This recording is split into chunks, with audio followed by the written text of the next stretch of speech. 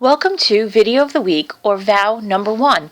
The directions for these assignments are going to be very easy. Copy the entire problem on a separate piece of paper, complete all the problems using this video for extra help, and hand in before Friday for 5 bonus points on Friday's test.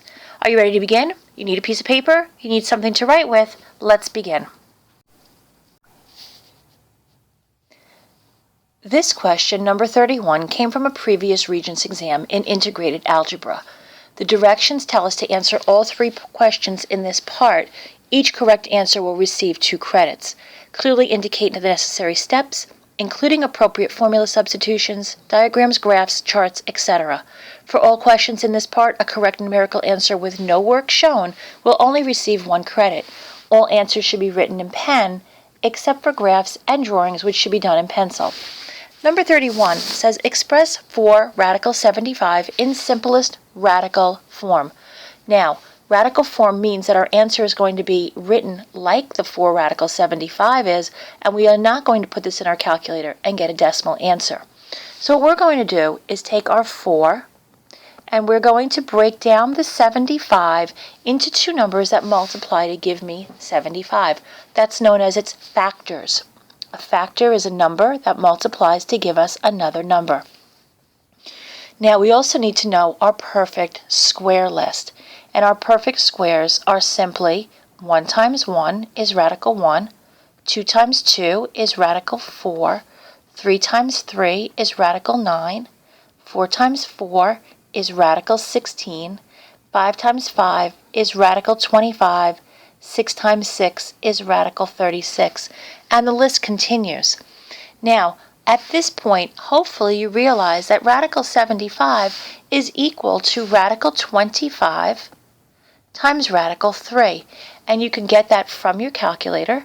You can get that because you know your radicals, or you can get that from the y equals portion of your graphing calculator. Now, radical 25 is equal to regular 5, and that's going to become part of our coefficient in the next step. So we're going to replace the 25 with its equivalent answer, and when I bring everything down, I get 4 times 5 times radical 3. The 2 numbers 4 times 5 can be multiplied together, giving me a new coefficient of 20. The radical 3 stays the same. And since the 3 cannot be broken down any further or factored any further, we know that this is our simplest radical form. Radical meaning that the radical is still in the answer. Ready for the next one? Okay, here we go. Number 36, express 3 radical 75 plus 2 radical 27 divided by 3 in simplest radical form. Again, we're going to leave those radicals in the answer as we break this problem down. So what I'm going to do first is divide each portion of my problem by the 3 in the denominator. So I'm going to rewrite 3 radical 75 divided by 3 plus radical 27 divided by 3. And there's a lot of different ways to start this problem, but this is the way we're going to do it. The 3 divided by 3 cancels. Why does 3 divided by 3 cancel? Because 3 divided by 3, or any number divided by itself, is equal to 1. So now I'm going to take this radical 75 and I'm going to factor it the same way I did in the previous problem. And if you remember, your factors of 75 are radical 25 times radical 3. The 25 gets replaced by its whole number equivalent, which is 5. Remember, the square root of 25 is equal to 5. And the radical 3 comes down. So the left portion of my problem simplifies to 5 radical 3. On to the next part. I'm going to break down the radical 27 into 2 numbers that multiply to give me 27, and then divide my answer by 3. 27 divides into 9 times 3. 9 being a perfect square. The square root of 9 is equal to 3. So I'm going to replace that portion of my problem. So it becomes 3 radical 3 divided by 3. Again, my 3's cancel just like they did in the first part of the last part of the problem. And now this is what I have. I have 5 radical 3 plus radical 3, and you need to know that the coefficient in front of that 3 is the invisible 1. And then when I combine, I get 5 radical 3 plus 1 radical 3 is 6 radical 3. And that's my final answer. Ready for the next one? Here we go.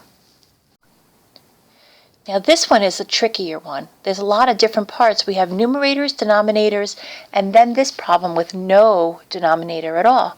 So I'm going to rewrite the problem, breaking down things and dividing as I go. 16 radical 21 divided by 2 radical 7 gets divided this way.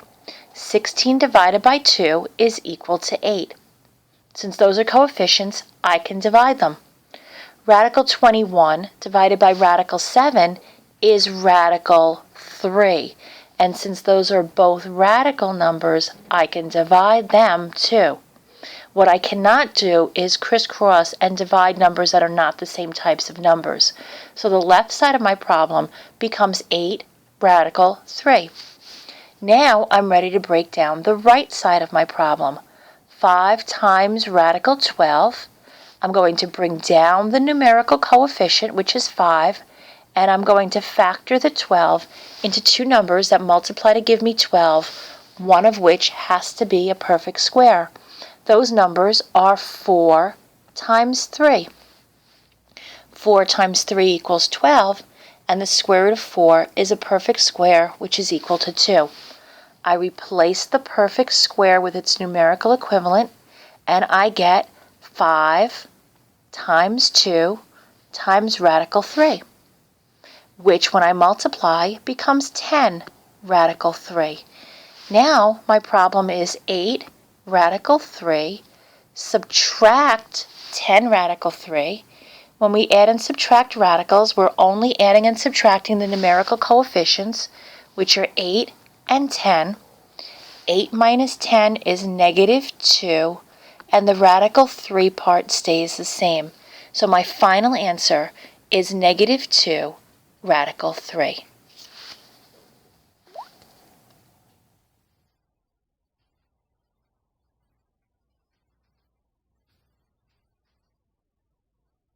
And that brings me to the end of my video.